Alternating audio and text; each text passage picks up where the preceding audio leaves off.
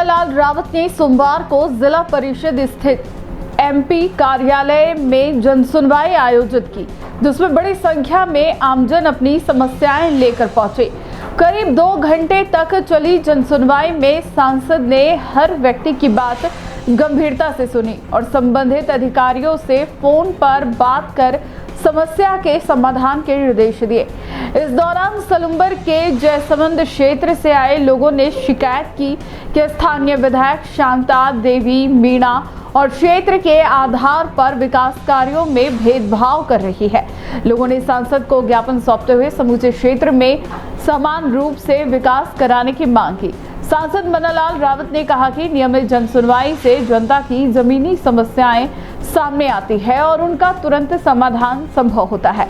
उन्होंने सभी संबंधित विभागों को निर्देशित किया कि जनता की समस्याओं का समयबद्ध और गंभीरता से निस्तारण किया जाए। जनसुनवाई में कई लोग बिजली, सड़क, पानी, पेंशन, आवास योजनाओं और राशन से जुड़ी समस्याएं लेकर पहुंचे थे। सांसद ने आश्वस्त किया कि हर मुद्दे पर आवश्यक कार्रवाई की जाएगी और जनसुनवाई का यह सिलसिला आगे भी जारी रहेगा।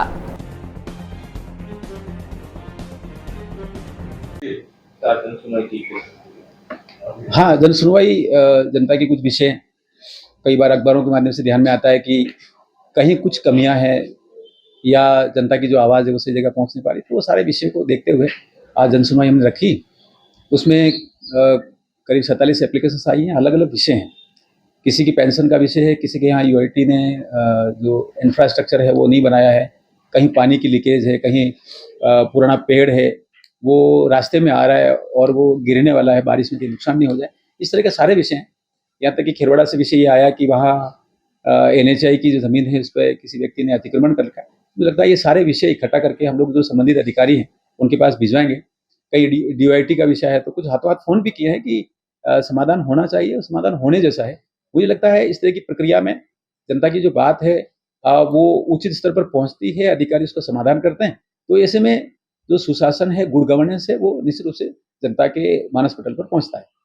नाम बताइए। भगवती नाम है मेरा और आज सल्लाड़ा विकास मंच की ओर से माननीय सांसद साहब को ज्ञापन दिया गया है, जिसमें हमने मांग की है कि जो जयसमंद रोड रेलवे स्टेशन है वहां पर 2 ट्रेनों का ठहराव सुनिश्चित किया जाए, जिसमें एक जयपुर असारवा और एक आगरा असारवा, दोनों में से किसी एक ट्रेन का ठहराव वहाँ निश्चित किया जाए, क्योंकि जयसमंद रेलवे स्टेशन यात्री भार और वित्तीय भार दोनों के मामले में आसपास के अन्य स्टेशनों से अधिक है वहाँ पे और मेवल और छप्पन क्षेत्र का केंद्र बिंदु है।